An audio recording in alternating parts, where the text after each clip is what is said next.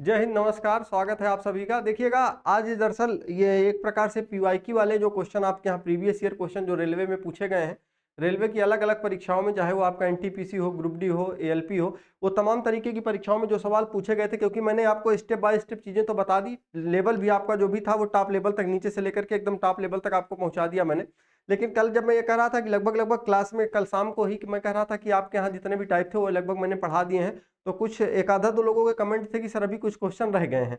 तो देखिएगा, दरअसल वो क्वेश्चन किसी टाइप में नहीं है, और मैंने जब ये देखा कि और प्रीवियस ईयर इस चैप्टर के जितने क्वेश्चन थे पूरे के पूरे मैंने देखे, और रेलवे में जितनी भी परीक्षाएं हुई थी उन सब का देखा मैंने, और मुझे ये लगा कि हाँ, लगभग जिनमें से कि 8-10 क्वेश्चन मैं आपके लिए निकाल के लाया हूँ, और वो क्वेश्चन है कि जिनमें से कि कहीं ना कहीं थोड़ा बहुत अंतर है। थोड़ा बहुत अंतर किस तरीके का है, उसमें कुछ लैंग्वेज वाली समस्या है, कुछ आपको मतलब जैसे लैंग्वेज आप पढ़ेंगे तो समझ नहीं पाएंगे कि अच्छा इसका ये मतलब निकल के आता है। और 2-3 सवाल मैंने आसान भी ले रखे हैं, ताकि आपकी ये क्लास अब जब मैंने शुरू करी है इसको, तो मैं पढ़ा ही देता हूँ, ये ना हो कि मतलब कोई चीज आपको कमतर ना समझ है। ठीक है, चलिए आइएगा, देखिएगा, शुरू करते हैं और इसको जल्दी से हम पढ़ के खत्म करेंगे।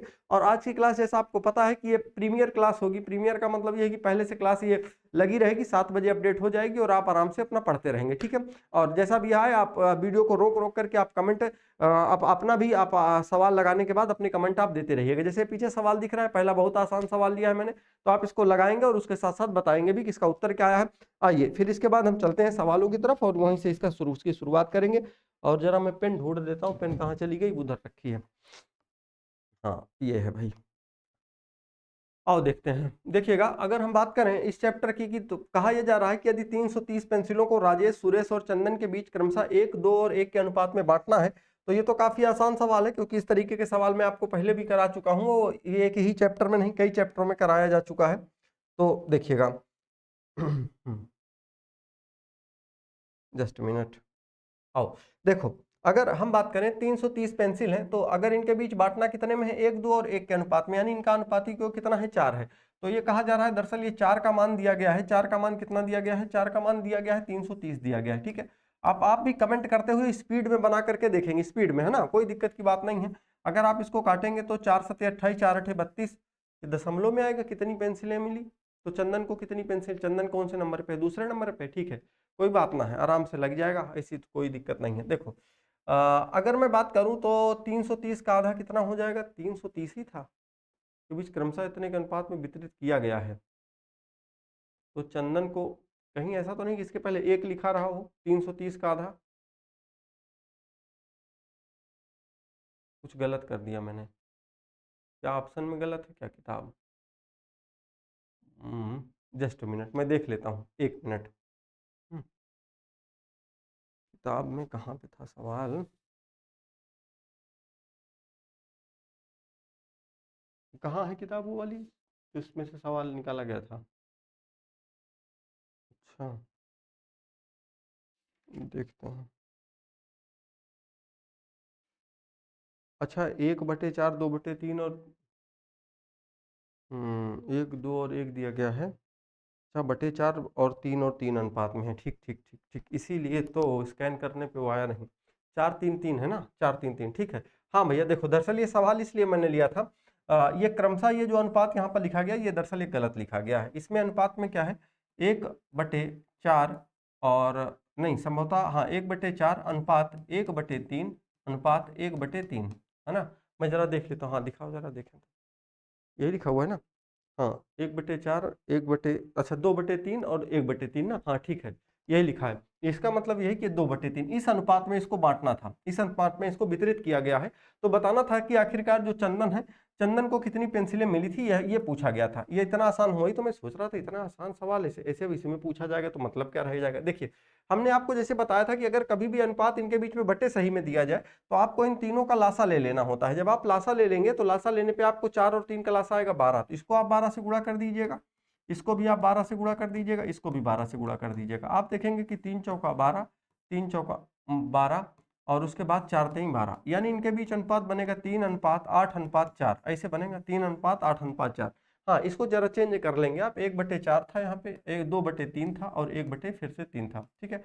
अच्छा, अब ये कहा जा रहा है कि चंदन को कितनी पेंसिलें मिली, तो कुल मिलाकर के पेंसिल कितनी थी, तो 330 पेंसिल थी। अगर 330 पेंसिल थी तो इसमें 8 4 12, 12 में 3 जोड़ दीजिए 15, यानी कि कुल कितने का मान दिया गया है, 15 का मान दिया गया है। 8 का मान हमें निकालना है क्योंकि बीच में ही चंदन है, तो चंदन राजेश सुरेश और चंदन के बीच में है ना, तो अच्छा चंदन लास्ट वाला चौथा है, हाँ, तो चंदन के बीच में, चंदन आखिरी वाला था, तो यानी 8 का नहीं 4 का मान हमें ज्ञात करना पड़ेगा, 4।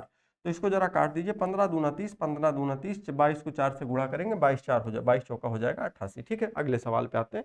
ये रहा आपका अगला सवाल, आपकी स्क्रीन पे ये देखेंगे, देखिएगा सवाल ऐसा है कि ये अब आपको ऐसे सवाल वो नहीं मिलेंगे कि मैं ऐसा आसान ले आऊं और आप लगा के चले जाओ, वो नहीं होगा।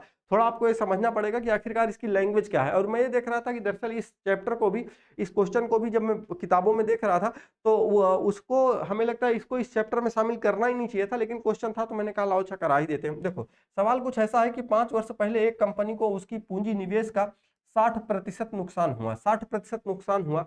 अगले वर्षों में उसने 2 चरणों में धन धन हानि की वसूली की यानी धन हानि का मतलब ये हुआ कि जितना पैसा उसका मतलब 60% पहली चीज तो उसका नुकसान हो गया था। उसके बाद उसने अगले वर्षों में 2 चरणों में धन हानि की वसूली की, यानी धन जितना उसका मतलब हानि हुई थी उसको वो वापस ले आया। अब वापस कैसे लाया, कहां से लाया ये तो नहीं पता, लेकिन हाँ वसूली की उसका। और उसने चरण 1 में उसने 1 लाख रुपए और चरण 2 में उसने 80,000 रुपए प्राप्त किए, ठीक है। तो पूछ रहा है कि उनका आरंभिक पूंजी कितनी थी, आरंभिक पूंजी उसकी कितनी थी। तो देखिएगा मैं मानता हूं कि उसकी आरंभिक पूंजी x रही होगी। अच्छा, जब उसकी आरंभिक पूंजी x रही होगी तो उसका 60% उसका क्या हो गया था, नुकसान हुआ था। तो यानी अगर इसका मैं 60% निकाल लूं, इसका 60% निकाल लूं तो बराबर में उसने जो पूंजी उसकी हानि में गई थी, यानी कि जो जितनी की उसकी हानि हुई थी उसको उसने 2 चरण में उसने क्या करा था कि उसको उसकी वसूली करी थी। तो जिसमें कि 1 लाख एक बार, 80,000 दूसरी बार। तो यानी कि उसका जो कुल मिलाकर के उसकी हानि हुई थी वो कितने की हुई थी, 1,80,000 की। आप कहोगे वो कैसे, क्योंकि 1,80,000 की उसने वसूली करी है, तो बराबर में 1,80,000 आप यहाँ पे लिख दीजिए। यहाँ से आप x का मान आराम से निकाल सकते हैं। कोई बहुत बड़ा सवाल नहीं था, बहुत दिक्कत की बात नहीं थी इसमें। तो देखिएगा अगर हम 0 काटेंगे तो 0 से आप ये 0 ये वाला काट दीजिए, ठीक है। अच्छा 6 त्रिक हो जाएगा 18, ये 3 त्रिक 18 हो जाएगा, बचेगा यहाँ पे 1 और 2 और ये 3 0 ये बच जाएंगे और 2 इधर वाले चले जाएंगे।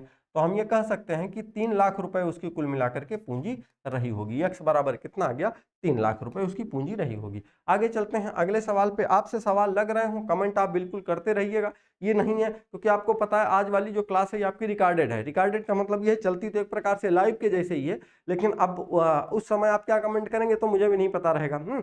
अच्छा, आपको पता लाइव और रिकॉर्डेड वाले में आप कैसे पता करेंगे, जैसे कभी कभी मैं लाइव नहीं आ पाता, जैसे मुझे आज मान लीजिए काम है तो मैं क्लास आपकी मिस ना होने पाए तो मैं तो लगा दे रहा हूँ क्लास। तो आप देखिएगा हमें उसमें लाइव लिखा रहता है और एक में प्रीमियर लिखा रहता है, तो अगर लाइव रहेगा तो हम आपसे इंटरेक्ट होंगे, जाहिर सी बात है। कुछ साथी हमारे कम अभी नहीं समझ पाते उतना, ठीक है, चलो कोई बात नहीं है ना। आओ देखते हैं एक व्यवसाय में क्योंकि आपके कमेंट भी मैं पढ़ता बीच बीच में है ना, अब वो तो अभी है नहीं इधर, तो कमेंट का स्क्रीन दिख रही मेरे सामने की, इसमें केवल मैं हूं है ना। आओ देखो, एक व्यवसाय में पी क्यू से आधा और क्यू आर के आधा निवेश करता है। 7,000 रुपए मासिक लाभ को यदि उनके बीच साझा किया जाए, साझा करने का मतलब उनको बीच बांटा जाए, तो आर का हिस्सा कितना होगा। देखिएगा होता क्या है कि पी क्यू और आर 3 लोग होते हैं, पी होता है फिर क्यू होता है और आर होता है। और इनके बीच में जो पूंजी होती है निवेश का मतलब ही पूंजी होती है। निवेश का मतलब कोई निवेश का मतलब यानी कि कुछ ना कुछ पैसा लगाना, उसी को हम लोग निवेश कहते हैं ना। देखिएगा कहा जा रहा है कि P Q से आधा, यानी कि जो P है वो Q से आधा, तो Q से अगर आधा तो इसका मतलब ये होगा कि Q अगर 2 है तो इसका मान कितना आएगा, 1 आएगा। आप कहोगे Q से आधा में हम ऐसे भी कर सकते थे कि Q को अगर 1 मानते तो इसका 2 कर देते, लेकिन अभी अच्छा ठीक है यही रहने देते हैं। नहीं, P Q से आधा, आधे का मतलब अगर Q का मान 1 है तो P का मान 1/2 होगा, ठीक है। अच्छा जी, उसके बाद आगे कहा जा रहा है Q R के आधा निवेश करता है, यानी कि जो Q है वो क्या करता है, R का आधा निवेश करता है। तो R का आधे का मतलब ये है कि ये जो 2 है और ये कितना होगा, 1 होगा। तो आप इससे अच्छा ये है कि कोई ऐसा नंबर मानिए कि जिसमें ये इनका आधा और 1/4 करने पर भी ये बराबर में आ जाए। तो आपको तो मैं ये सजेस्ट करूंगा कि अगर हम देखिए यहाँ पे धीरे धीरे थोड़ा सा सीखेंगे आराम से, दिक्कत नहीं है, लेकिन हाँ आप अगर जैसे इसमें ये Q और R वाली पहले कंडीशन जो है वो आप मानिए, Q R के आधा निवेश करता है। देखिए हमको ये बात पता है कि जो Q है वो R का आधा निवेश करता है, आधा निवेश करता है, तो इसका मतलब ये हो गया कि अगर R 1 होगा तो Q इसका 1/2 होगा। और थोड़ी देर पहले एक बात ये भी बोला है कि P Q से आधा निवेश करता है, जो P है वो Q से आधा निवेश करता है, फिर इसका आपको 1/2 करना पड़ेगा। तो इससे अच्छा एक चीज आपको ये होगा कि यहाँ पर ये जो R को हम मान रहे हैं, R को 1/2 ऐसे नंबर माने कि जिसका 1/2 और फिर इसका 1/2 मानने पर भी कोई ना कोई एक पूर्णांक आए, बटे सही में ना आए, नहीं तो हमको बटे सही में बाद में फिर बनाना पड़ेगा। तो अगर आप यहाँ पे 4 मानो तो सवाल ये कहता है कि Q R के आधा निवेश करता है, Q R का आधा, तो यानी R का आधा कितना हो जाएगा 2, और उसके बाद P Q का आधा निवेश करता है, तो इसका आधा कितना हो जाएगा 1, यानी 1:2:1 के बीच में निवेश करता है। कितने समय के लिए? 1 महीने के लिए यह बात कही गई है। तो अगर आप समय से इन सब का गुणा भी करेंगे, समय से गुणा भी करेंगे तो 1 सब में आएगा, तो कोई दिक्कत इसमें नहीं होगी। अच्छा, अब इनके बीच अगर पूंजी की बात करेंगे, लाभ की बात करेंगे, तो 1, 2 और 4 के अनुपात में पैसा बटेगा। पैसा है कितना? 7,000 रुपए है, और 7,000 रुपए है तो पूछ रहा है कि R का हिस्सा कितना होगा। 4, 2, 6, 1, 7, 7 का मान अगर 7,000 है तो 1 का मान 1,000 आ जाएगा। तो 4 का मान कितना हो जाएगा? 4 से इधर गुणा कर देंगे, 4 से इधर गुणा कर देंगे, तो 4 का मान बराबर 4,000 आ जाएगा। यही हमारा उत्तर बन जाएगा। ठीक है, आगे चलें। 4,000। अगले सवाल पे चलते हैं। ये रहा अगला सवाल। कहा रहा है कि N के पास K से P, यहाँ पे रुपए कर लीजिएगा, P रुपए अधिक है, P रुपए अधिक है, और N और K दोनों की कुल धनराशि Q है। दोनों की कुल धनराशि कितनी है? Q है। तो K के पास कितना धन है, ये हमसे पूछ रहा है। हाँ, ये ध्यान रखेंगे, यहाँ पर दरअसल ये बटे लिखा हुआ है, टाइपिंग थोड़ा सा दिक्कत, ये भी बटे में है, यानी Q माइनस P अपान 2, P प्लस Q इंटू 2, और ये Q अपान 2 प्लस P है ना, और P प्लस Q अपान 2 लिखा गया। अब देखो, हमसे कह रहा है कि N के पास K से P रुपए अधिक है। तो देखिएगा, दो लोग हैं, और वो हैं कौन कौन? एक N है और एक दूसरा कौन है? K है।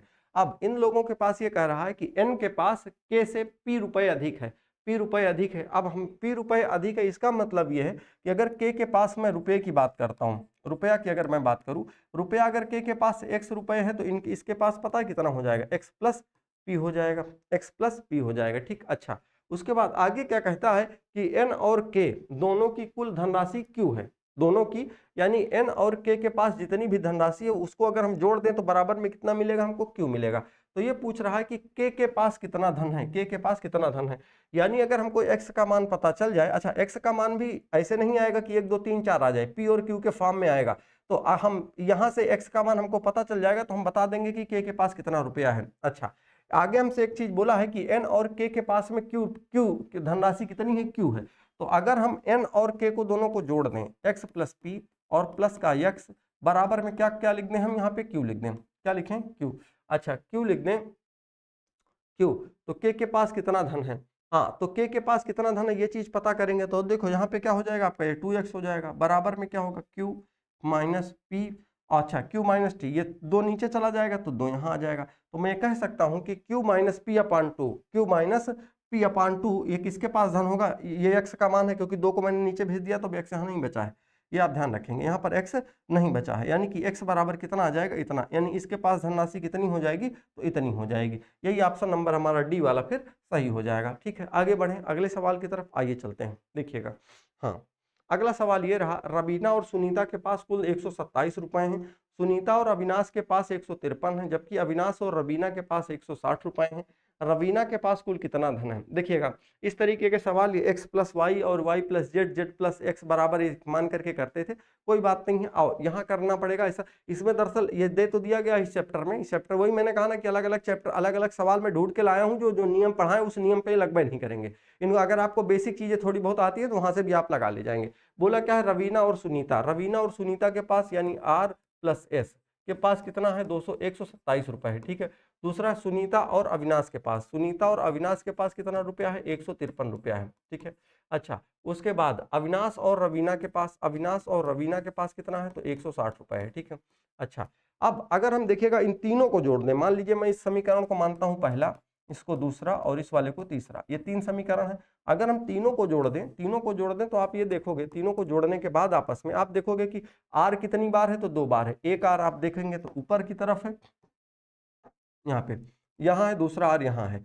ये S 2 बार है, A भी 2 बार है। तो मैं ये कह सकता हूँ यहाँ पे 2 अगर कॉमन ले लूँ तो A plus S plus R बराबर, अब इधर अगर देखा जाए तो कितना हो जाएगा? आप 7 और 3 को जोड़ दीजिए, 10 हो जाएगा। 5 2 7 हो जाएगा, 7 6 13 हो जाएगा, 13 में 1 जोड़ना पड़ेगा 14, 3 और 1 4, 440 ये हो जाएगा। सही किया मैंने? अच्छा 440 अगर ये हो गया तो a plus S plus R बराबर कितना हो जाएगा? 220 आएगा। 220 हमसे a plus S plus R बराबर आया है 220। हमसे सवाल क्या पूछा है कि रवीना के पास कुल कितना धन है, यानी हमको किसका मान बताना है? आर का मान फाइंड आउट करना पड़ेगा। आर का मान फाइंड आउट करने के लिए ए प्लस एस का मान देख लीजिए, यानी कि ए और एस के पास कुल मिलाकर के कितना रुपया था?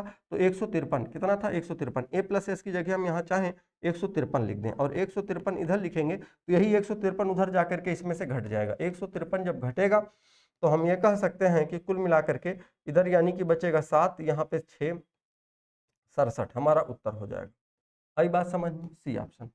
कोई दिक्कत किसी को? आगे बढ़ें, चलिए अगले सवाल पे चलते हैं।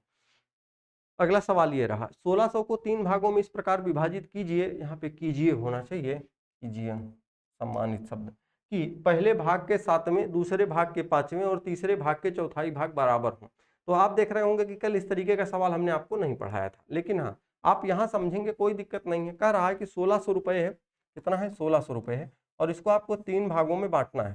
3 भागों में आपको बांट देना है। पहला वाला जो भाग है, जैसे पहले वाले भाग में इसने क्या कहा है, मान लीजिए ए बी और सी 3 में बांटना है, ए में, बी में और सी में, तीनों में बांटना है। तो इसने क्या कहा कि ए बी और सी को 3 भागों में इस प्रकार कि पहले भाग के 7वें, यानी कि जो पहला वाला भाग है इसके पहले के भाग के 7वें, दूसरे भाग के 5वें और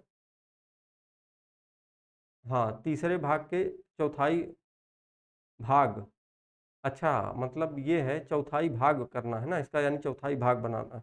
पहले भाग के 7वें, यानी कि जो पहला वाला है, देखिएगा बात मेरी गौर से समझिएगा, मैंने इसीलिए सवाल को लिया है कि जो पहला वाला भाग है इसके 7वें, अच्छा इसका गुना नहीं कह रहा है, बाद में ये बात इसने बोला है कि जैसे बोला है ना चौथाई भाग, 5वें और तीसरे भाग के चौथाई भाग, तो चौथाई भाग का मतलब सब में भाग ही बोला है वो, ठीक है। अब इसको आप सही से समझिए, बोला है कि विभाजित कीजिए कि पहले भाग के 7वें, यानी कि पहले वाले भाग के 7वें तथा दूसरे भाग के 5वें, तथा तीसरे भाग के चौथाई भाग आपस में बराबर होने चाहिए। आपस में बराबर का मतलब यह है कि इनके बीच का अनुपात यही होना चाहिए।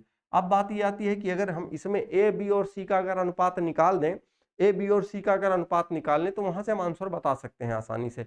अब यहाँ पर हम ए बी और सी का, अब देखिएगा हमने पढ़ाया था आपको इसको, अनुपात और समानुपात चैप्टर में पढ़ाया था कि अगर कभी भी आपको ए बी और सी के नीचे अगर ये अनुपात मिल जाए तो इसके लिए आपको क्या करना पड़ता है। देखिए ए बी और सी का अनुपात बनाने के लिए आप ऐसा करेंगे कि जो ए है, समझिएगा अच्छे से, जो ए होगा, आप ए अपान जो 7 लिखा होगा, ए अपान 7, यहाँ पे आप ऐसा करिए कि बराबर में के मान लीजिए, बराबर में आप के मान लीजिए, तो आप ये कह देंगे कि सर ए बराबर हो जाएगा 7 के, और उसके बाद बी बराबर हो जाएगा यहाँ पे 5 के, और उसके बाद सी बराबर हो जाएगा 4 के। अगर ये इस तरीके से हो जाएगा तो हमको ए बी और सी का अगर अनुपात निकालना होगा, ए बी अनुपात सी का अनुपात निकालना होगा, तो 7 के रेशियो 5 के रेशियो 4 के हो जाएगा, ठीक है। अच्छा अब देखो, अगर हम यहाँ से के को सब काट देते हैं, के कट गया तो बचा कितना, 7 5 और 4, यानी कि ए बी और सी के बीच का अनुपात 7:5:4 आया। 7 5 12 और 12 में 4 जोड़ दीजिए तो 16, यानी कि 16 का मान कितना दिया गया है, 16 का मान दिया गया है भैया 1600 रुपए, और यही 1600 बांटना है तीनों में, तो एक का मान कितना आ जाएगा, 100 आएगा, एक का मान आएगा 100। सवाल हमसे पूछा क्या है, पूछा ये जा रहा है कि बताइए कि तीनों भाग इस प्रकार विभाजित कीजिए। अच्छा विभाजित करना था तो ठीक है, विभाजित कर देंगे, 700 आएगा, इसका 500 आएगा, इसका 400 आएगा, 700 500 और 400 ही हमारा उत्तर बन जाएगा, 700 500 400, ठीक है। आगे बढ़ें, चलिए आगे चलते हैं, ठीक है। आओ अगले सवाल पे, ये रहा आपका अगला सवाल। ए बी और सी ने 2:3:5 के अनुपात में पूंजी का निवेश किया, उनके निवेश के समय का अनुपात इतना था, तो तीनों का ये लाभ का अनुपात बताइए। देखिएगा मैंने आपसे ये चीज कल बताई थी कि जब ए बी और सी 3 चीजें होती हैं, और 3 चीजों में पहली चीज इसमें होती है पूंजी, दूसरा चीज होता है समय, और तीसरा चीज होता है लाभ। तीसरा चीज क्या होता है, लाभ होता है। जब भी आप पूंजी लगाएंगे यानी पैसा लगाएंगे, कितने समय के लिए लगाएंगे उसका अगर हम गुणा कर दें, और गुणा करने के बाद इन तीनों का यहाँ पर अनुपात अगर निकाल दें, तो उसी में अनुपात में लाभ बढ़ता है। लाभ का मतलब कौन कितने समय के लिए पैसा लगाया है उसका हम गुणा कर देते हैं, तो इन तीनों के बीच का वो अनुपात हमें मिल जाता है, जिससे उनके होने वाले लाभ को उस अनुपात में बांटना होगा। यानी कि ए बी और सी के बीच का अनुपात पूंजी का अनुपात, यानी पैसे का अनुपात क्या था 2, 3 और 5। वहीं उनके निवेश किए गए समय का अनुपात कितना था 4, 5 और 6। तो इनके बीच 4 दूना कितना हो जाएगा 8, 5 तय कितना होगा 15, 6 पंचे कितना होगा भैया 30। यानी कि इनके बीच का जो अनुपात बटेगा 6, 8, 15 और 30 के अनुपात में बट जाएगा। 8, 15 और 30, 8, 15 और 30, ऑप्शन नंबर सी हमारा सही हो जाएगा। आगे बढ़ें, ठीक है, समझ आ रहा है, आगे देखते हैं। देखिएगा सवाल यह है कि ए बी सी कोई व्यवसाय शुरू करते हैं। हाँ ये बढ़िया सवाल है आपका, देखो ठीक ठाक सवाल। अगर मैं यही देख रहा था कि कब कौन सा सवाल आपके यहाँ किस लेवल में पूछ ले। एनटीपीसी में बहुत आसान मतलब बहुत कठिन नहीं आया, लेकिन उस वो वाला जो मैं सवाल देख रहा था, जैसे यहाँ पर देखा जाए ग्रुप डी में पूछा गया, आप ये वाला सवाल भी देखोगे तो ये ग्रुप डी में आया हुआ है, लेकिन ठीक ठाक सवाल है थोड़ा सा। देखो ए बी और सी कोई भी व्यवसाय शुरू करते हैं, कौन है ए है, बी है और कौन है सी है। अब होगा क्या कि दो तीन चीजें, एक वही पूंजी होगा, दूसरा क्या होगा समय होगा, और तीसरा क्या होगा इनके बीच में बटेगा लाभ। लाभ बटेगा, इन दोनों का गुणा करेंगे और इन दोनों का गुणा करेंगे तो यहाँ पे लाभ इनका बटेगा। सवाल ये कह रहा है कि वे क्रमशः महीने 12 महीने 14 महीने, वे क्रमशः, यहाँ पे भी गड़बड़ कर दिया गया, एक चीज मिस कर दी गई है। अनुपात सब में अलग अलग है, 3, 5, 5, 3, 7। चलो ठीक है, अच्छा साझा करते हैं 12 महीने और 14 महीने, यानी बी 12 महीने सी 14 महीने। कोई बात नहीं, एक अगर मिसिंग है तब भी लगा दिया जाएगा। 5, 4 और 7।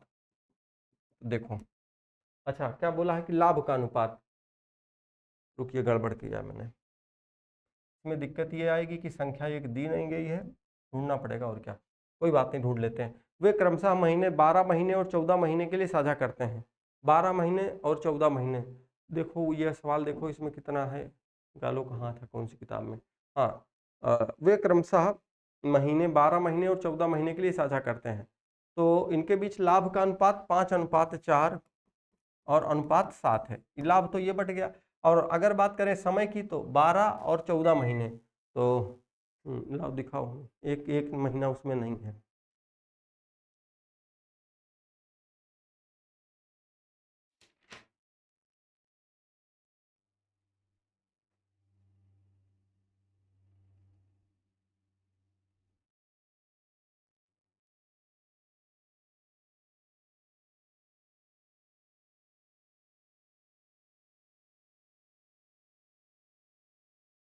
छः 12 और 14 था ना, 6 महीने 12 महीने और 14 महीने, हाँ ठीक, फिर से ठीक है। हाँ एक महीने यहाँ भैया बढ़ा लेंगे, 6 महीने, 6 महीने, यानी ए बी सी में 6, 12 और 14 महीने के लिए था, ठीक है। 6 महीने 12 महीने और 14 महीने।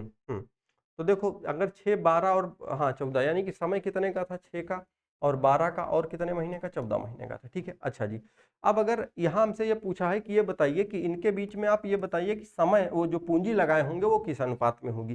तो देखिएगा कल ये सवाल मैं आपको कराया था और एक चीज उसमें आपको ये बताई थी, समझिएगा गौर से समझ लीजिएगा, बहुत कठिन नहीं है।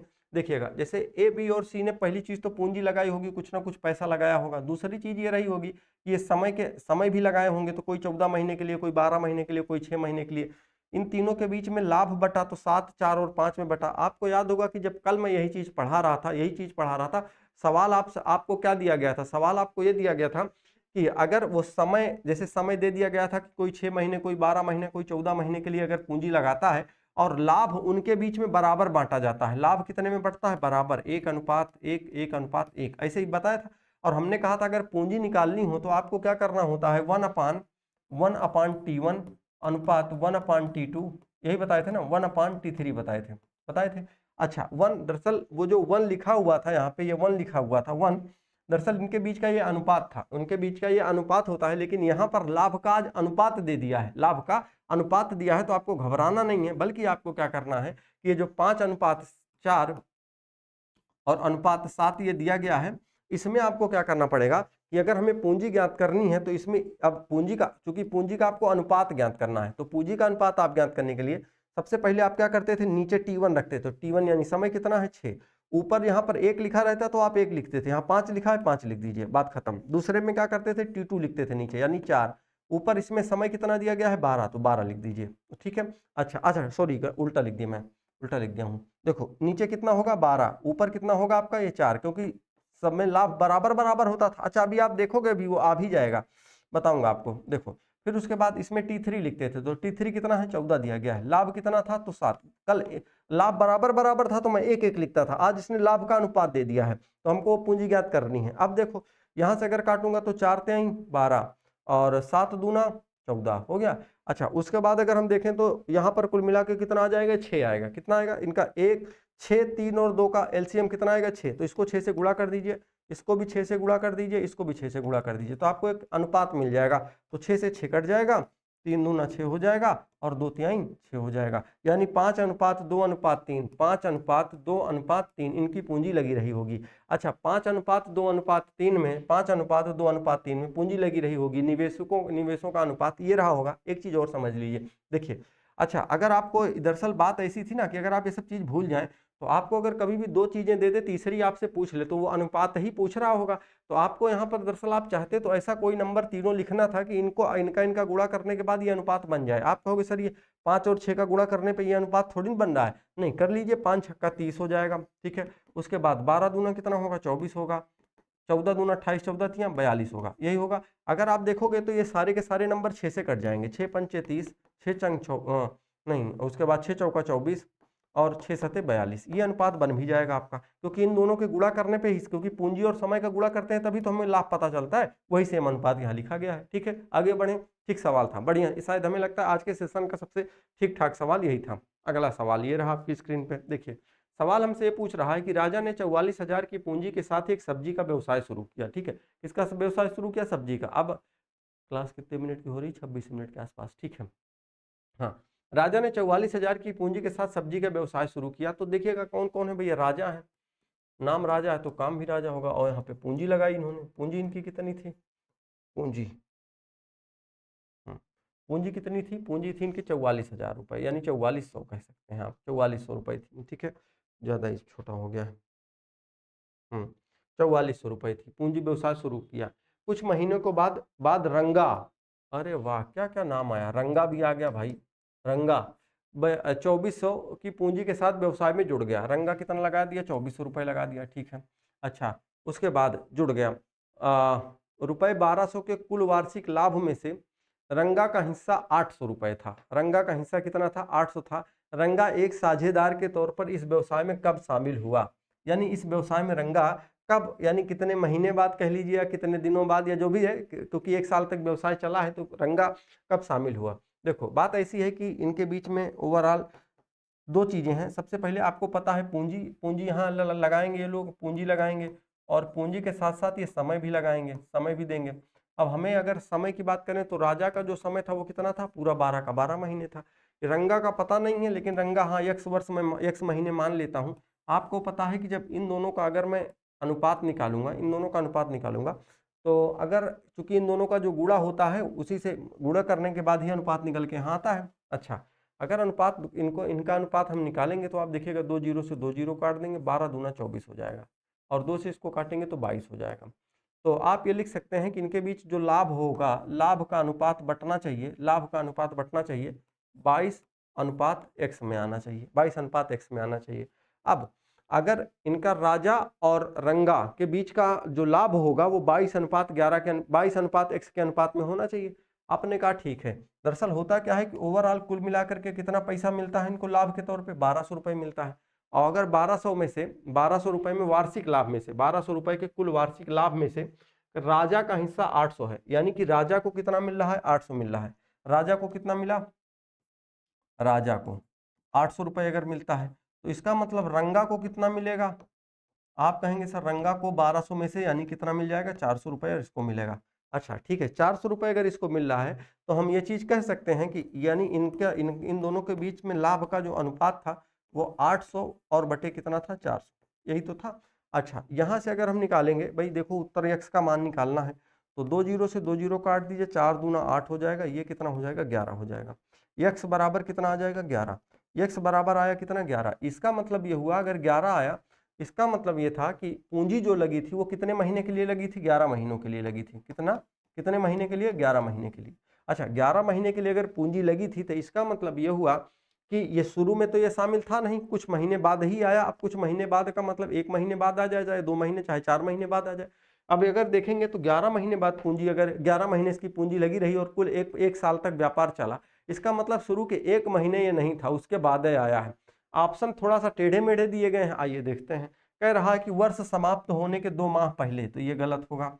राजा द्वारा व्यवसाय शुरू करने के 2 महीने बाद, 2 महीने बाद नहीं, क्योंकि 2 महीने बाद रहता तो 10 महीने का पैसा लगता। राजा द्वारा व्यवसाय शुरू करने के 1 महीने बाद, तो ये ऑप्शन आपका ठीक लग रहा है। वर्ष समाप्त होने के 1 माह पहले, तो वर्ष समाप्त होने के 1 माह पहले नहीं, बल्कि वर्ष समाप्ति तक तो ये था ही, लेकिन हाँ शुरुआत में जो था वो 1 महीने बाद आया था। ठीक है, अगले सवाल पे चलते हैं। ये रहा आपका अगला सवाल। मुझे लगता है ज़्यादा सवाल हैं भी नहीं, लेकिन हाँ अभी हैं 2-3 सवाल हैं आपके लिए, कोई बात नहीं। आओ देखते हैं। देखिए, ए और बी क्रमशः 5,000 और 60,000 रुपए का एक निवेश करके एक साझेदारी का प्रवेश करते हैं, साझेदारी में प्रवेश करते हैं। एक्स महीने के बाद सी भी 70,000 रुपए दे करके निवेश करके उनके साथ जुड़ जाता है। वर्ष के अंत से एक्स महीने पहले बी इस साझेदारी से निकल जाता है। यदि वे 20:18 और 21 के अनुपात में लाभ साझा करते हैं तो एक्स का मान ज्ञात करें। देखिए, सवाल यह है कि ए और बी हैं, आओ समझते हैं। भैया तरीका वही होगा, ए और बी कितना पैसा लगाते हैं, ये 50,000 लगाता है, ठीक है, दूसरा 60,000 लगा देता है। अब 60,000 रुपये ये दोनों तो लगा दिए, ठीक है, ये 3 की पूंजी निवेश करते हैं। एक्स महीनों के बाद सी भी, यानी कि सी भी आ जाता है, वो भी कितना पैसा लगाता है, 70,000 लगा देता है। ठीक है, एक्स महीनों के बाद आता है, ठीक है, वर्ष के अंत से एक्स, हाँ एक्स महीने के बाद आता है। तो एक्स महीने के बाद आने का मतलब यह है कि सी देखिए, ये तो थी इन लोगों की पूंजी, क्या थी ये, पूंजी थी। अच्छा, और ये 2-3 बातें इसमें भैया, यदि वे 20:8 के 20, 18 और 21 के अनुपात में लाभ को साझा करते हैं, यानी इनके बीच में लाभ जो भी मिला होगा, पैसा जो कुल मिला होगा, लाभ जितना भी पैसा मिला होगा वो पता नहीं है, लेकिन हाँ उस लाभ को ये 20:18 और 21 के अनुपात में बांटेंगे। ठीक है, आपको पता है कि पूंजी है, पूंजी के साथ साथ इसमें समय होना चाहिए, और जब पूंजी और समय का हम गुणा करेंगे तो हमको लाभ वाला अनुपात इनका मिलेगा, लाभ वाला अनुपात मिल जाएगा। लेकिन अब देखो भैया, यहाँ पे अगर देखा जाए ए के बारे में तो कुछ नहीं कहा गया, तो इसका मतलब ए कितने महीने के लिए पैसा लगाया, 12 महीने के लिए। बी के बारे में, सी के बारे में एक बात कह रहा है कि एक्स महीने के बाद सी भी 70,000 निवेश करके उसके साथ जुड़ गया। एक्स महीने के बाद, एक्स महीनों के बाद का मतलब क्या होता है, बाद का मतलब ये हुआ यहाँ कि दरअसल 12 महीने तक पूरा का पूरा काम चला और एक्स महीने बाद ये शामिल हुआ। तो आपसे मैं पूछूं कि ये बताओ, इसने अपनी पूंजी कितने, दरअसल एक्स महीनों के लिए पूंजी नहीं लगाया है, नहीं ना, एक्स महीनों के लिए पूंजी नहीं, बल्कि एक्स महीने बाद आया है। तो 12 में से अगर मैं एक्स घटा दूं तो हमें यह पता चल जाएगा कि कितने महीने तक इसकी पूंजी लगी रही। मेरी बात गौर से समझिए। दरअसल बोला है कि एक्स महीनों के बाद सी भी आ जाता है, एक्स महीनों के बाद सी भी आ गया, और काम मतलब व्यापार चला कितने महीने, 12 महीने चला। एक्स महीने बाद आया है, 2 महीने या 3 महीने बाद ही आया है। तो अगर 12 में से मैं एक्स को घटा दूं तो हमें पता चल जाएगा कि इसने कितने महीने के लिए पैसा लगाया था। तो इसका समय आ जाएगा, इसका आ जाएगा 12 माइनस एक्स, 12 माइनस एक्स आ जाएगा। ठीक, अच्छा, बी के बारे में क्या कहता है, निवेश के साथ जुड़ जाता है। वर्ष के अंत से एक्स महीने पहले, वर्ष के अंत यानी कि वर्ष का जब महीने का जब आखिरी रहा होगा, वर्ष के अंत यानी साल का जब आखिरी रहा होगा, उससे एक्स महीने पहले, एक्स महीने पहले जो है, एक्स महीने पहले बी इस साझेदारी से निकल जाता है, बी इस साझेदारी से निकल जाता है। तो इसका मतलब ये नहीं है सवाल में, आप इसका मतलब ये नहीं होता है, एक मिनट फोन वाले तो, हाँ देखिए, इसका मतलब दरअसल यहाँ पे ये नहीं है कि वो एक्स महीने के लिए पैसा लगाया था, नहीं, उसमें सवाल में कह रहा है कि एक्स महीने पहले 20 साझेदारी से निकल जाता है। तो इसका मतलब यह है कि 12 में से अगर मैं एक्स महीने को घटा दूं, जितने महीने निकल गया था, 12 में से एक्स महीने अगर निकल गया था लास्ट के, तो अगर वो मैं निकाल दूं तो ये भी पता चल जाएगा कि कुल जो है वो कितने महीने तक बी उसमें शामिल रहा। तो बी का भी मान कितना हो जाएगा, यहाँ पे 12 माइनस एक्स कर देंगे। आप फिर से समझ लीजिएगा, आप कहेंगे सर दोनों का 12 माइनस एक्स, आप ये समझो एक आदमी था जो, अच्छा एक एग्जांपल आपको बताता हूं, मान लीजिए 4 महीने बाद, गौर से समझिएगा, अगर दोनों को आप अच्छे से समझिएगा। ये सवाल ये कहता है कि एक्स महीनों के बाद, दरअसल यहाँ पे एक्स जो है, वैसे भी कुछ लोगों के जीवन में ये खतरा होता ही है। और अब देखो, एक्स का मतलब आप मान लीजिए 4 महीने, कितना मान लीजिए, 4 4 महीनों के बाद सी भी 70,000 निवेश करके इसके साथ जुड़ गया। तो आप मुझे बताओगे कि अगर 4 महीनों के बाद ये जुड़ा तो इसका मतलब ये हुआ कि 12 में से अगर मैं 4 घटा दूं, समझिएगा गौर से, 12 में से 4 घटा दूं तो इसका मतलब जो सी होगा वो 8 महीने के लिए पैसा अपना दे रहा है, क्योंकि आखिरी तक रहना है इसको। और वहीं पर जो बी था, बी ये क्या होता है, एक्स महीने पहले वहां से निकल जाता है। एक्स महीने पहले निकलने का मतलब ये है, ये तो शुरू से लगा था और एक्स महीने पहले, यानी कि अगर 12 में से 4 घटा दूं तो इसका मतलब वो 8 महीने तक वो पैसा लगा के रखा था। बात सही है ना, क्लियर, आगे बढ़े। चलो अब इसके बाद अगर आप देखेंगे तो इन सब का अगर मैं आपस में गुणा करूं, और गुणा करने से अच्छा है कि पहले तो इनको निपाट दिया जाए, 4 जीरो से ये 4 जीरो, ये 4 जीरो कटा, है ना, और ये 12 पंचे कितना होगा 60। अनुपात अगर यहाँ करूं मैं तो 6 गुणे 12 माइनस एक्स हो जाएगा।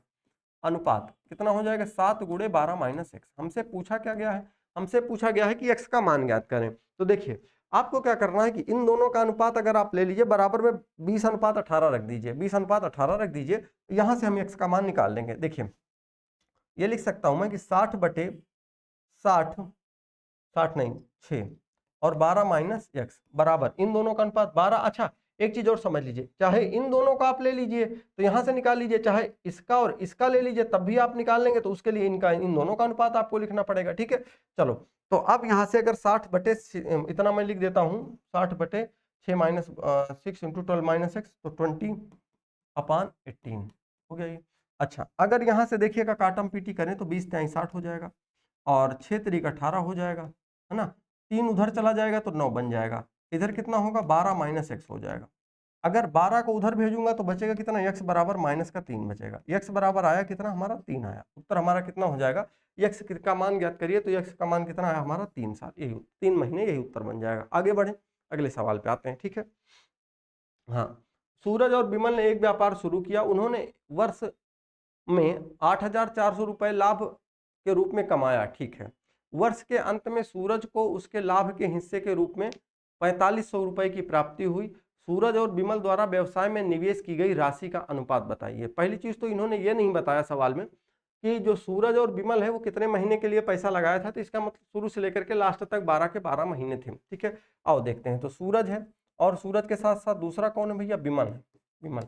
तो इन दोनों ने क्या होता है, कुछ ना कुछ पूंजी ये लोग लगाए होंगे, पूंजी लगाया होगा इन्होंने। अब जब ये पूंजी लगाए थे सूरज और विमल, तो उन्होंने एक वर्ष में 8400 लाभ के रूप में कमाया। 84 यानी कि इनका जो लाभ था, पैसा कुछ ना कुछ लगाए थे, 8400 लाभ के रूप में कमाए। कितना, 8400 लाभ के रूप में इन्होंने कमाया। ठीक है, अच्छा वर्ष के अंत में सूरज को उसके लाभ के हिस्से के रूप में, यानी कि इन्होंने सच बात तो यह है कि पूंजी भी नहीं बताई, दूसरा चीज समय भी नहीं बताया है, समय भी नहीं बताया है। ठीक है, कोई बात नहीं, भले नहीं बताया, हमारे लिए तो आसान है। देखो अगर बोला है कि उसके लाभ के हिस्से के रूप में 4500 की प्राप्ति हुई, यानी कि जब ये लोग पूंजी कुछ ना कुछ लगाए रहे होंगे, समय भी, समय तो मान लीजिए सेम था तो कोई दिक्कत नहीं है, लेकिन पूंजी तो दोनों की अलग अलग रही होगी। अब उसके बाद आपको पता है कि इन दोनों के बीच में ये जब इनका अनुपात यहाँ बटेगा तो उसी के आधार पर इनको लाभ मिलेगा। सवाल ये कह रहा है, सवाल ये कह रहा है कि उसके लाभ के हिस्से के रूप में 4500, यानी इसको कितना पैसा मिला, किसमें से, ये जो कितना पैसा लगाए थे ये नहीं पता, लेकिन हाँ इतना जरूर पता है कि ये 8400 रुपए में से 4500 इसको मिला है। तो अब अगर 8400 में से 4500 इसको मिला है तो दूसरे वाले व्यक्ति को कितना मिलेगा, इस 8400 में से 4500 घटा दीजिए, कितना हो जाएगा, 4 में से 5 चला जाएगा तो आप कहोगे 9 बचेगा, 7 में से 4 चला जाएगा 3, 39 बच जाएगा। ठीक है, अच्छा अगर हम देखें तो 39 ही बचेगा ना, मैं देख लेता हूँ। हाँ, 14 में से 5 जाएगा 9, फिर 7 में से 4 जाएगा 3। ठीक है, अब इसका मतलब ये हुआ कि दरअसल इनके बीच अगर ये काटा जाए तो ये 13 तिया 39 हो जाएगा, 15 तिया 45 हो जाएगा। आइए समझिए, 15 ये हो जाएगा और 13 ये हो जाएगा, 15 और 13। अब आप इसके बीच में, आप मेरी बात गौर से समझिए, इनके बीच में जब यहाँ पर 15 और 13 के बीच अगर इनका लाभ बांटा जा रहा है, 15 और 13 के बीच लाभ बांटा जा रहा है, तो इन्होंने पूंजी भी 15 और 13 के अनुपात में ही लगाई होगी। क्यों, क्योंकि समय तो दोनों का सेम ही था। इसका मतलब आपका उत्तर सीधे सीधे 15/13 हो जाएगा, कोई इसमें परिवर्तन आपको करने की जरूरत नहीं है। आगे बढ़े, अगले सवाल पे आते हैं। ये रहा आपकी स्क्रीन पे अगला सवाल। हाँ, छेदारी नहीं हिस्सेदारी होनी चाहिए कि रामदास ने एक कॉस्मेटिक व्यवसाय में हिस्सेदारी होनी चाहिए, तो ये छेदारी लिख दिया इसमें। क्या हिंदी लिखा यार। और आज बड़े संजोग की बात है कि टाइपिंग आज मैंने ही करी है, मतलब टाइपिंग मतलब ये नहीं कर पाता, टाइपिंग नहीं होता वो स्कैन करके हो मतलब ऐसे, है ना, थोड़ा बहुत वो मेरी ही देख रेख में हुआ है आज काम। कि रामदास ने एक कॉस्मेटिक व्यवसाय में 90,000 का निवेश किया। कुछ महीने बाद श्यामदास 30,000 रुपये लगाकर व्यापार में साझेदार हो गए। वर्ष के अंत में कुल लाभ 4:1 के अनुपात में उन दोनों में विभाजित किया गया। श्यामदास व्यापार में कितने महीने बाद शामिल हुए? ठीक है, आओ देखते हैं। देखो, एक हिस्सेदारी में कौन कौन है? रामदास, तो सबसे पहले तो रामदास लिख लेता हूँ, रामदास। रामदास क्या करते हैं? 90,000 रुपये का निवेश करते हैं, तो 90,000 रुपये इनका यहाँ इन्वेस्ट करा दीजिए, हो गया। उसके बाद कुछ महीने बाद श्यामदास आ जाते हैं। कौन आ जाता है? श्यामदास। श्यामदास कितना पैसा लगाते हैं? 30,000 रुपये लगाते हैं, ठीक है। टाइम इनका बताया नहीं गया है कि x महीने और ये कितने महीने? 12 महीने, ठीक है। अब बोला गया है कि वर्ष के अंत में दोनों के बीच में 4:1 का लाभ वितरित किया जाता है। तो अगर इन दोनों के बीच में हम देखें तो 4 जीरो से तो मैं 4 जीरो पहले काट देता हूँ, फिर 3 चौका 12 काट, 3 चौका 12 और 4 नवाई 36, यानी इनके बीच में जो अनुपात रहा होगा इनके लाभ का, वो 36:x रहा होगा। और बताया जा रहा है कि इनके बीच वर्ष के अंत में कुल लाभ 4:1 के अनुपात में विभाजित किया गया। तो 36/x बराबर में 4/1 के बीच में बांटा गया था, जो पैसा इनको मिला था। और वही पैसा जो 4:1 के रूप में बांटा गया था, 4:1 के रूप में बांटा गया, वही 36 और x का ही अनुपात रहा होगा, क्योंकि तभी इस 4:1 के रूप में बांटा गया है, ठीक है।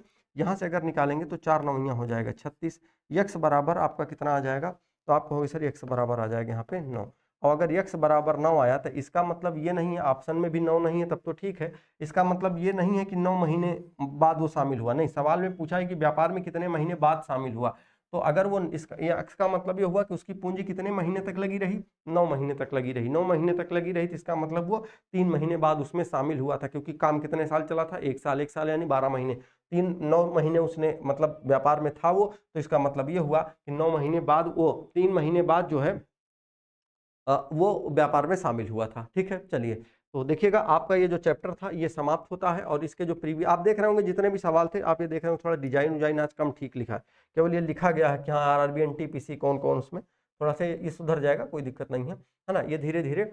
तो आप ये देखेंगे कि इसमें जितने भी जो भी टाइप के सवाल बन सकते थे, तो पहले मैंने टाइप वाइज पढ़ाया आपको, लेकिन कल कुछ लोगों के कमेंट थे कि सर ऐसा है कि अभी ये टाइप छूट रहा है, तो मैंने देखा कि उसमें तो कोई टाइप ऐसा छूट ही ना रहा था। लेकिन कोई बात नहीं, आप लोगों ने बताया तो फिर मुझे लगा कि नहीं लाओ, अच्छा कोई ऐसा सवाल या किसी टाइप का छूटने ना पाए, मैंने करा दिया। तो ये साझेदारी हो चुकी, चाल और समय दूरी हम लोग कल से पढ़ेंगे, ठीक है। चलिए, हाँ ठीक है, बाकी आप पढ़ते रहिए, जो दिक्कत आए वो क्वेश्चन को आप ग्रुप में भेजते रहिए, ठीक है। चलिए ठीक है, फिर मिलते हैं आप लोगों से कल फिर से। ओके, थैंक यू, जय हिंद।